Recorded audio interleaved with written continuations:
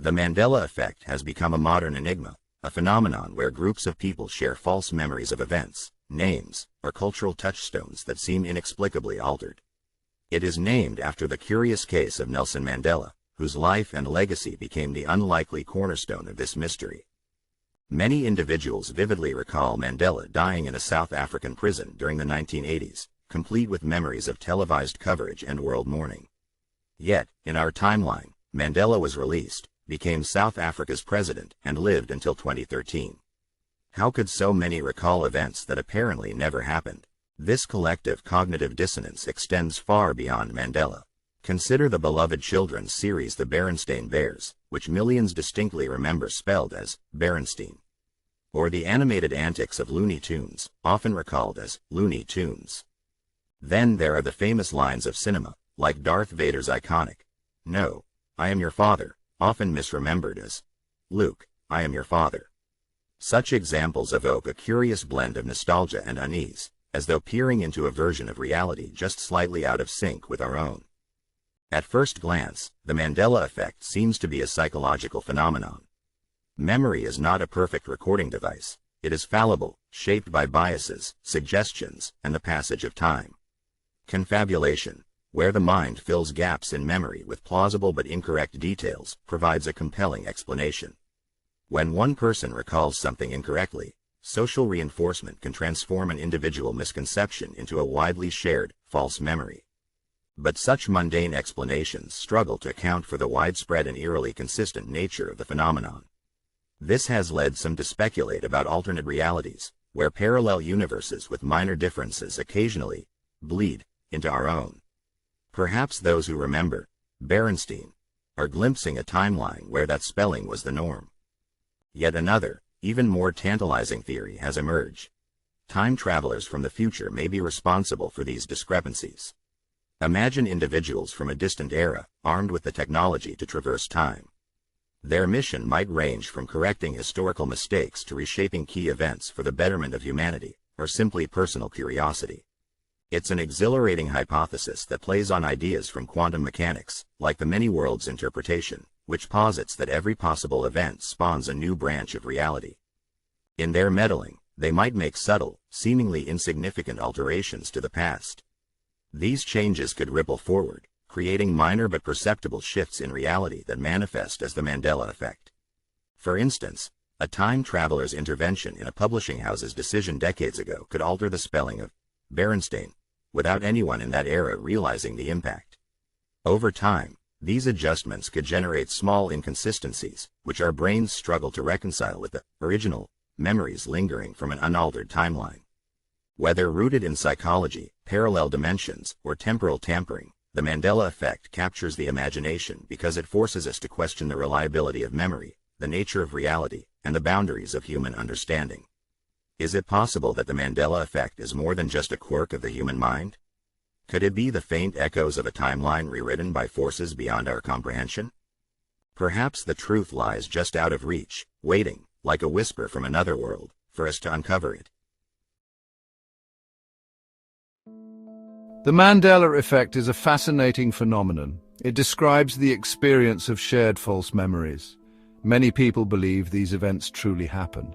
They recall specific details, making the memories feel real. This effect is named after Nelson Mandela. Many people mistakenly believed he died in prison during the 1980s. However, Mandela was released in 1990. He later became president of South Africa. The Mandela effect makes us question the nature of memory and reality. The term Mandela effect was coined by Fiona Broome. She is a paranormal researcher. Broome noticed many people shared the same false memory about Mandela's death. Intrigued, she created a website in 2009. This website became a platform for sharing similar experiences. This phenomenon extends beyond Mandela. It encompasses various aspects of popular culture. These include misremembered spellings, product logos, and movie quotes. Several notable examples of the Mandela effect exist. These cases highlight the widespread nature of this phenomenon. Darth Vader's iconic line, "No, I'm your father," is often misquoted. People mistakenly recall it as, "Luke, I'm your father." The line from Snow White, "Mirror, mirror on the wall" is another example. It is often misremembered as "magic mirror on the wall." These instances demonstrate how easily our memories can be altered. Psychologists offer several explanations for the Mandela effect. These explanations highlight the fallibility of human memory. One key concept is false memories. Our memories are not perfect recordings of the past. Instead, our brains actively reconstruct memories. This process can lead to inaccuracies. Another factor is confabulation. This is the unconscious creation of false memories. Confabulation often occurs to fill gaps in our recall. Suggestibility also plays a role. Exposure to misinformation can influence our memories. We may adopt false details as our own. Schema theory provides further insight. We have pre-existing schemas or mental frameworks. These schemas shape our understanding of the world. We may misremember details that do not align with these schemas. The Mandela effect continues to fascinate and perplex. Its enduring appeal lies in its challenge to our perception of reality. It forces us to question the reliability of our own memories. The phenomenon highlights the subjective nature of experience. It suggests that shared illusions are possible. While psychological explanations offer plausible reasons, some people embrace more speculative theories. These theories add to the mystique of the Mandela effect. Some propose the existence of alternate realities or parallel universes. In these alternate realities, the misremembered details may be accurate. Others speculate about time travel. Perhaps alterations to the past create ripples in our present memories.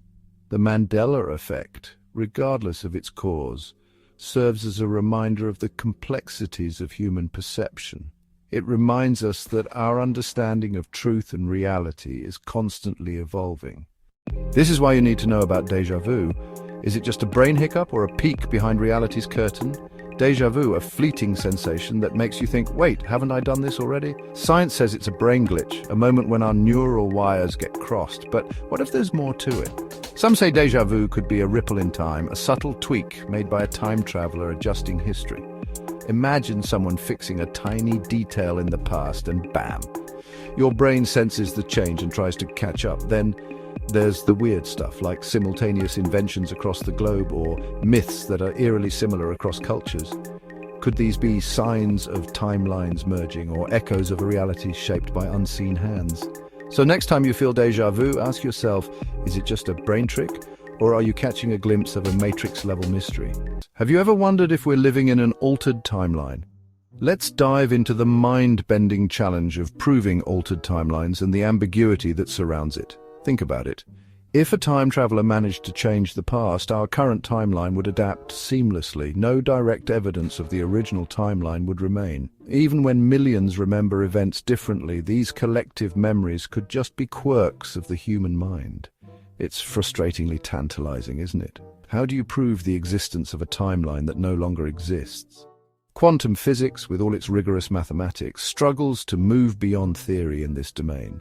Any proof of altered timelines would be circumstantial at best. Things like memory anomalies, cultural discrepancies, or unexplainable patterns in history. The Mandela effect is more than a puzzle. It's a window into the profound mysteries of time, memory, and reality. Its allure lies in the tension between what we believe we know and the tantalizing possibility that the fabric of history is not fixed but pliable. Could these collective false memories be the faint echoes of a timeline rewritten, or the result of a cosmic interplay we are only beginning to glimpse? If time travel exists, the implications are staggering. Are we active participants in shaping history, knowingly or unknowingly influencing the past and future with every choice? Or are we mere recipients of its corrections, living in a timeline quietly adjusted by unseen hands from the future? These questions challenge our perception of free will, forcing us to consider whether the lives we lead are truly our own or part of a narrative rewritten for some greater purpose.